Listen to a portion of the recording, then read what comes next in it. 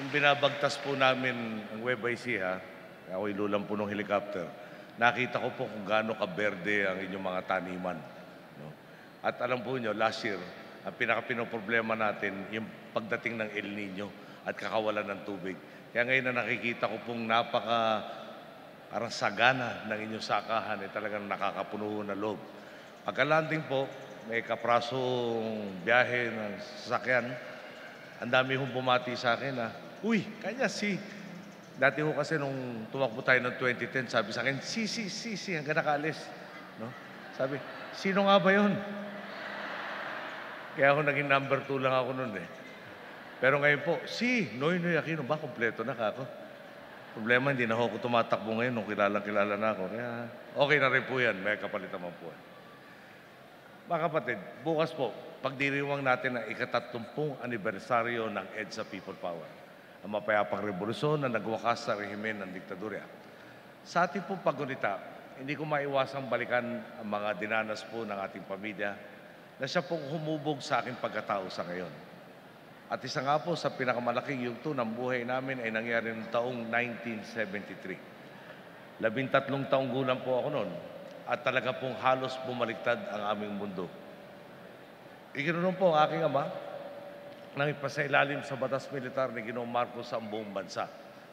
Pero imbis na manahimik, nasa kulungan ng aking ama, siya po ay patuloy pong inilalahad ang katotohanan ng pagmamalupit ng batas militar. Sumulat po siya na isang artikulong nailathala sa Bangkok Post na kritikal sa batas militar. Yun po inaipuslit namin mula sa pihitan. Dahil po sa artikulong ito, lalong nagalit ang puwersa ng diktadurya. Lihim po siyang kinuha mula sa Fort Bonifacio kasama ng dating Senador Jose Pepe Jocno. Pinusasan silang dalawa. Piniringan ang mata, tinutukan ng baril sa tagiliran at sinakay sa magkahiwalay na helicopter. Dinala po sila sa Fort Magsaysay dito po sa Nueva Ecija. Wala nga po kaming balita sa lagay ng aming ama noon. Pinagbawalan kaming bumisita. Di namin alam kung patay o buhay pa ang aming ama. Mayroon pa nga mga nagsasamantala at nagbibigay ng maling impormasyon kung nasaan ang aming ama. Hanggang dumating po isang araw,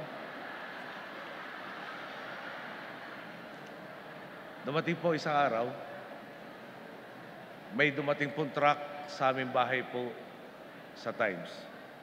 Binabalik po sa amin ang mga gamit niya, lahat ng gamit niya, ultimo po sipilyo o toothbrush. Siyempre po kami nagtatanong, bakit sinasauli lahat ito? Tinanong po ng aking ina, bakit yung sinusoli lahat, pati na ito kanyang sipilyo? Sagot po sa amin, nung sundalo naghatid, hindi na rin po kailangan ang lahat ng isinasauli sa amin. Sa loob namin po, kailan naman kaya, at ako tinanong ko sa sarili ko, kailan naman kaya hindi kakailanganin ng sipilyo na isang taong nabubuhay pa? Siyempre po, kung hindi na po siya buhay. Sa dulo po nito, dumulog kami sa Korte Suprema at pinayagan kaming makadalaw. Dinala kami sa isang madilim na lugar na napapalibutan ng barbed wire at sawali. Pakiramdam nga po namin para kaming nasa concentration camp. Di namin po alam kung saan kami dinala noong panahon na yun. Kilala po namin ang pamilyang Jocno na matatapang. Sila po ay nagmula sa Batangas. Kaya naman talaga pong nagtataka kami nang nakita naming lumuluha sila nang makita ang kanilang ama. Naitanong ko sa akin sarili, bakit kaya ganun ang nangyari? Bakit ganun ang kanilang reaksyon? Ano kaya ang kanilang nakita? Nang kami naman po ang mabigyan ng pagkakataong makita ang aming ama, matibay man ang kanyang loob, ay hindi po niya napigilang lumuha. Ibang-iba na nga po ang kanyang itsura. Wala siyang salamin, kaya madalas po raw sumasakit ang kanyang ulo. Kinuha din pati ang kanyang relo at pati ang wedding ring. Ang itinaral lamang sa kanya, 2 underwear, 2 t-shirt. Nung nakita ko po ang aking ama na kung naalala po niyo bago binaba ang batas militar, siya po ay mataba.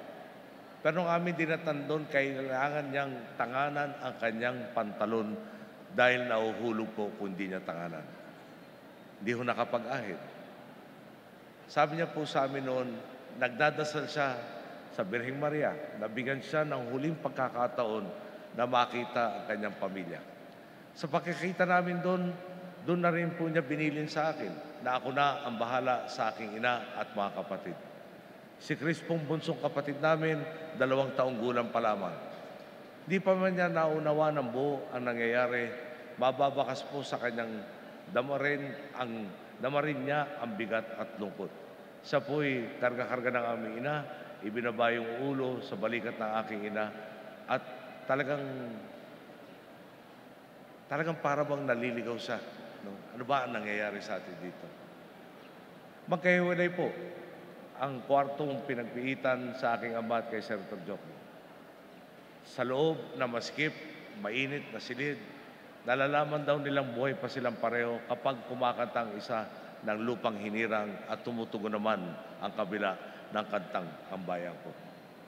Ganyan nga po kalupit ang ginawa sa aking ama at kay Senator Jokno na naging boses ng oposisyon laban sa batas militar. Sumatotal po, 7 taon at 7 buwang kinulong ang aking ama. At nang piliin niya nga pong bumalik sa ating bansa matapos ang pagkaka-exile sa Boston, siya po, alam po nyo, ay pinaslang. Isa lang pong alaala yan ng pang-aabuso ng batas militar. Marami pang kwento ng milyong-milyong Pilipino na nakaranas ng karahasan ng mga panahong yun.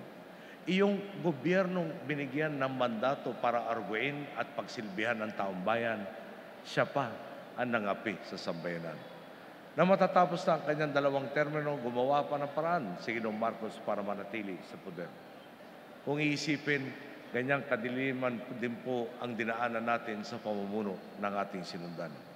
Kung saan naglaho ang 1 dekada sa ating bayan, di na nga po natin maibabalik ito. Ang magagawa lang po natin, gawin ang tama sa kasalukuyan at tiyaking hindi na maulit pa ang kamalian na nakaraan. Ang ating pong panata sa daang matuwid, sa pag-unlad, walang maiiwan. Sa pag-ikot sa buong bansa, tinutukoy natin ang inyong pangangailangan at agaran itong tinutugunan. Dito po sa inyong probinsya, ang pangunahing tutok natin, agrikultura.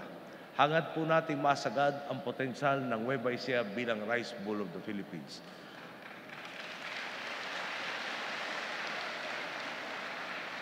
Ang bigyan kayo ng lakas at kakayahang itaguyod ang magandang kinabukasan para sa inyong mga pamilya. Nariyan po ang pagpapagawa natin ng mga farm-to-market roads upang mapabilis ang biyahe ng inyong ani mula sakahan hanggang pamilihan.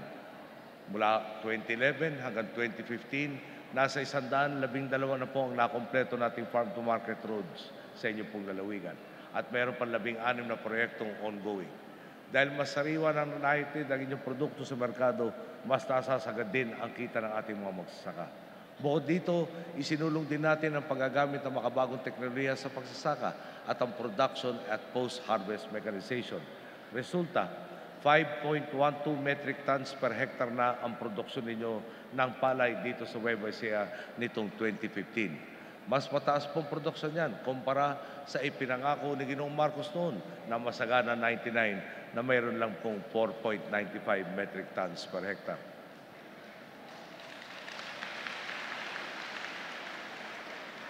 Siya po ang nakako, tayong lahat ang gumagawa ng kanyang pinangako. Kakambal ng pagsisikap natin payabungin ang agrikultura, ang pagpapaunlad ng infrastruktura. Kung noong pong taong 2005 hanggang 2010 ang inilaang pondo para sa public works dito sa Nueva Ecija ay 5.68 billion pesos, halos naging triple po yan sa inilaan nating 16.17 billion pesos mula 2011 hanggang 2016. Isa po sa mga proyekto natin dito, ang Central Luzon Link Expressway Phase 1. Magsisimula po ito sa SCTEC sa Tarlac, babagtas sa Saragossa, Aliaga, at magtatapos sa Cabanatuan dito sa Nueva Ecija. Kapag po nakompleto ito, mapapabilis po nito ang biyahe mula Tarlac hanggang Cabanatuan City, kung saan makikinabang ang 11,200 motorista kada araw. Magsisimula na po ang konstruksyon nito sa susunod na buwan. Alam po nyo, kahapon ay nasa Bulacan ako. At doon po ay may karsadang halos tapos na. Ang tawag po ay Plaridel San Rafael Bypass Road. Yung dati hong matatamlay na bukirin, ngayon po ay nag-uusbungan ng kaliwat kanang pabrika, nagbabanyag ng bagong mga pagkakakitaan at hanap buhay dyan po sa lalawigan ng Bulacan. Yan rin po ang gagawin nitong karsadang aking binangkit.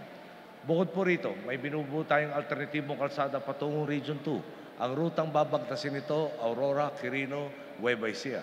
Sa alternatibong rutang ito, hindi nakakailanganin dumaan ng Dalton Pass na batid nating malaki ang posibilidad ng landslide at lindol. Sabi po sa atin ni Secretary Babe Singson ng DPWH, natapos ang ilang bahagi ng North at South alignment ito. Pinag-aaralan na rin po natin ang tunnel section nito upang masiguro ang kaligtasan ng alternatibong ruta. Kapag nga po nabawasan ang peligro, maayos ang mga daanan, dadaloy ang benepisyo, uunlad ang komersyo at lalago ang turismo na siyang naman nagbibigay ng trabaho sa maraming Pilipino. Kanina naman po, galing tayong Talavera para saksihan ang seremonyal na pagpapailaw ng mga sityo sa gitnang Luzon sa ilalim ng ating sityo electrification program. Dito po sa Nueva Ecija at sa buong gitnang Luzon, 100% na ang ating mga sityong energized na.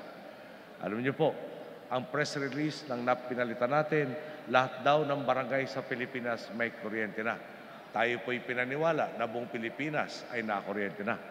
Pero nung tayo ang nakaupo, natuklasan natin kapag napailawan nila ang barangay hall, ang ibig sabihin raw pala nun, electrified na daw ang buong barangay. Kailan naman nangyaring kapag napailawan ang isang barangay hall, may kuryente na rin ang lahat ng mga sityo? Wala ho yata akong alam na barangay hall na pumapayag magpa-jumper patungo sa mga sityo. Sa ating pong inventaryo noong 2011, nalaman nating 32,441 sityo ang wala pang kuryente. Ang masaklap, noong araw ang estimate pong gastos para pailawan ang isang sityo halos 1,000,000 piso. Sa sobrang laki ng gagastusin, suntok sa buwan para magawa ito, di po ba? 32 billion pesos po mahigit yan. Sa ating pong panunungkulan, yung pong halos 1,000,000 pisong gastos kada sityo, napababa natin sa higit kumulang 600,000 piso. Ngayon po, 31,862 sityo na ang ating napailawan. Katumbas po yan ng 98.2% ng ating target. Sa Marso nga po,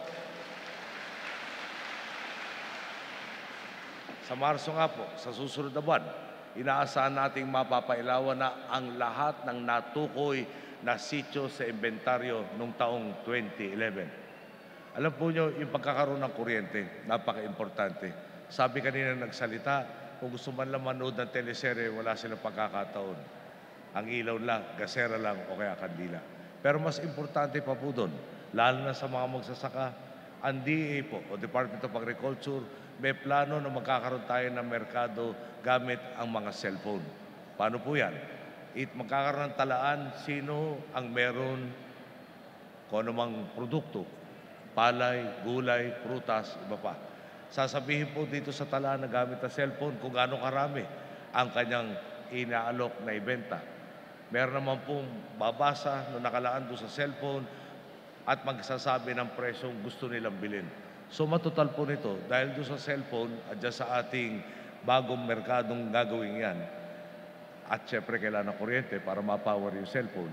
Ibig sabihin po niyan, yung magsasaka ay pwedeng hindi umasa na sa dumadayong mamimili. Pwede siyang umasa sa maraming mamimili at pakuha yung pinakasagad na presyo. Yung namimili naman po, talaga makakatsak na pinakamagandang presyo rin ang makukuha niya. Yan po ang Daang Matuwid. Siguraduhin masagad ang benepisyo na lahat.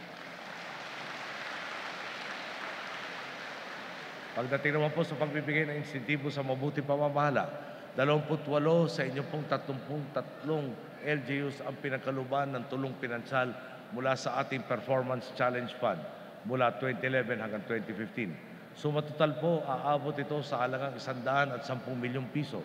Ganyan nga po sa Daang Matuwid ang nagpapakitang ginas sa serbisyo, marapat lang pong kilalanin at bigyan ng insentibo. Sa kabila ng mga tagumpay na ito, hindi natin naging ugali na itaas ang sariling bangko at sabihin, ako ang gumawa nito. Natupad ang mga ito dahil sa pakikisa ninyong mga boss kong Novo Ecijanos. Tunay po, kayo ang gumawa at patuloy na gumagawa ng pagbabago.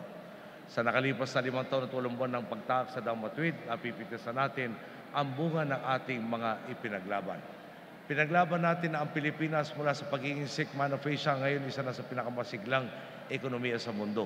Pinaglaban natin na ang unemployment rate ngayon maging pinakamababa sa loob ng 10 taon. Pinaglaban natin ang pantawid pamilya kaya't mayroon ng halos 84,000 kabahayan dito sa Nueva Ecija ang nakikinabang sa programa. Ngayong taon po, inaasahan na aabot na sa 4.6 milyong kabahayan ang benepisyaryo ng pantawid pamilya. Ngayon pa lang,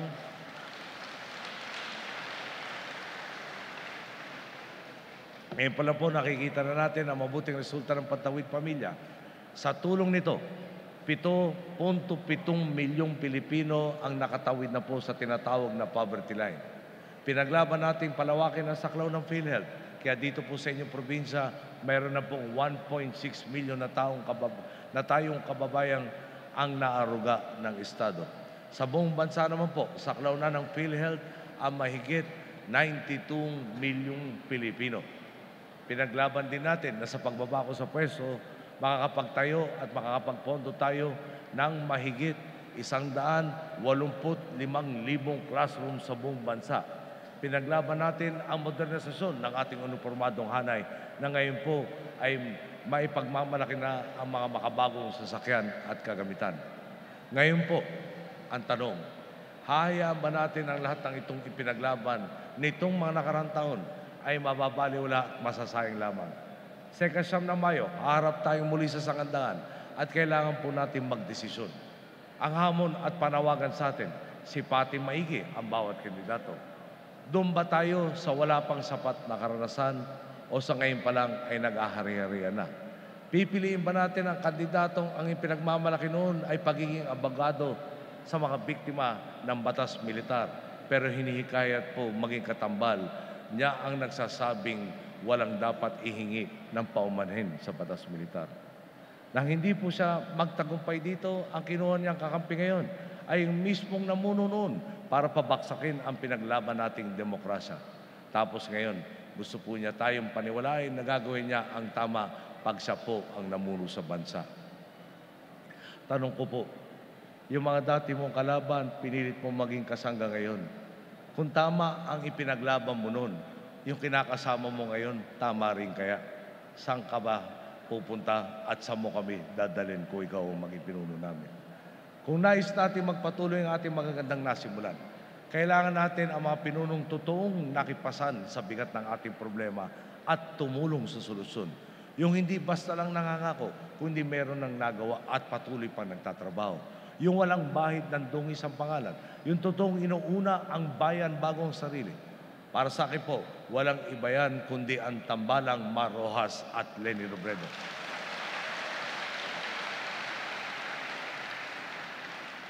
Kayo po ang testigo. Sa unang debate ng COMELEC, angat-angat sa mga kandidatong ang tunay na may K. May kakayahan, may karanasan, may konsensya, may kalinga at pagmamahal sa kapwa. May katotohanan sa salita at gawa. At siyempre, may kurina pang kasama. Yan po si Mar Rojas. Dahil nga po siya lang ang tunay na may K, marami po ang gusto siyang pabaksakin. Talaga naman pong ibang klase ang industriya ng negativismo ng ilang may pansariling agenda. Kung anong ginawa nilang panlalait, pangalipusta, kasinulingan, paninira, pangungutya sa akin noon at hanggang sa kasalukuyan, siya rin pong ginagawa nila sa inendorso nating kandidato. Totoo nga pong kasabihan, ang punong hitik sa bunga ang siyang pinupukol. Na magkaroon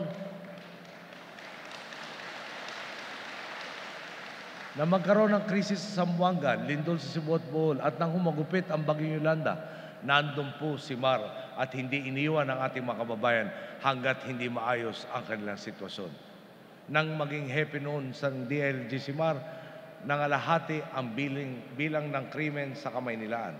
Kaya yung programa niyang tinatawag na Oplan Lambat Sibat, ginagawa na rin sa ibang reyon. Nakalikha na siya ng maraming trabaho tulad sa IT, BPO, yung mga call centers. Mahigit 1 milyong trabaho na nga po ang nalikha ng industriyang ito at target po nating mapataas pa ang kita nito sa $25 billion ngayong taon at 1.3 million na direct employees. Iyan po si Mar Rojas. Walang reklamo, walang drama, walang pasikat, trabaho lang. Sa akin ho kasi napakadali ng pagsusuri. Doon ka ba sa tao na hindi tinataas ang sariling bangko? O doon ka ba sa wala nang ginawa kung hindi pag may sakuna, darating, magbibigay ng konting relief goods, sasabihin may malasakit na. Mahalaga din pong piliin natin ang tama at nararapat na Vice President. Sabi nga ho nila, isang hakbang na lang sa pagiging Pangulo. Hindi pwedeng maski sino lang pwede dyan. Lalo pat anumang mangyari sa Pangulo, ang sasalo ng responsibilidad ay ang pangalawang Pangulo. Tiwala tayong magagampanan nito ni Leni Robredo. Yung pong magbabagong dinala ng asawa niya si Jesse Robredo sa Naga, nangyari po yun dahil sa pakikiambag, suporta at sakripisyo ni Leni at ng kanyang pamilya. Nang pumanaw si Jesse, nagsilbing ama't ina ng kanyang 3 anak, si Leni. Bilang kongresista, pinagpatuloy niya ang progreso ng Camarines Sur. Pwedeng makontento na lang siya sa kanilang naiambag. Pwedeng manatili na lang siya sa kanyang distrito. Pwede rin po magretiro lang at asikasuhin ng pamilya. Pero nang hiniling sa kanyang maging vice presidential candidate ng Daang Matuwid, ito man ay panibagong sakripisyo sa kanilang mag-iina at hindi na iplano, muli niyang tinanggap ang hamon. Yan ang pambato natin para sa Vice Presidente na walang iba kundi si Leni Robredo.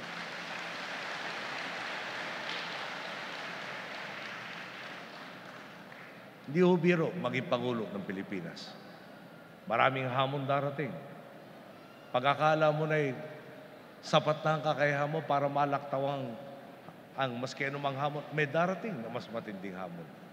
At importante makita natin ang katatagan ng loob at kakayahan magsakripisyo. Alam po nyo, isa sa pinakamahirap po naging tungkulin sa pagiging Pangulo ay nung pumanaw nga si Jesse Robredo, kasalukuyang hinahanap namin. Si Leni po, noong mga araw na yun, ay hindi ko lubusang kakilala. Minabuti po ni Jesse na ihiwalay ang buhay ng kanilang pamilya at sa buhay niyang pampubliko. Dumating ang panahon na kailangan ko ibalita kay Leni at sa kanyang mga anak na hindi masyadong maganda ang ating inaasahang balita dahil lumampas na po yung 24 na oras at wala pa tayong balita kung ano na nangyari kay Jesse. Siguro, maski sino man maintindihan kung lumuha ng mga pagkakataong yun si Leni. Siguro ho, kung ano man ang lumabas sa kanyang bibig ng mga panahon yun, maunawaan natin. Pero maniwala ho kayo sa akin, talagang napabilib tayo sa katatagan ng kalooban ni Leni. Talaga pong napadali niya yung isang napakabigat na kailangan kong daanan. Dahil nga ho, talagang nasa kalooban niya, talaga pong nasa pagkatao niya ang pagiging matatag sa loob ng isang krisis. Mga boss, alam po natin ang ating pinanggalingan. Kung noon pa lang ginawa na ang mga dating pinuno ang tama at makatwiran.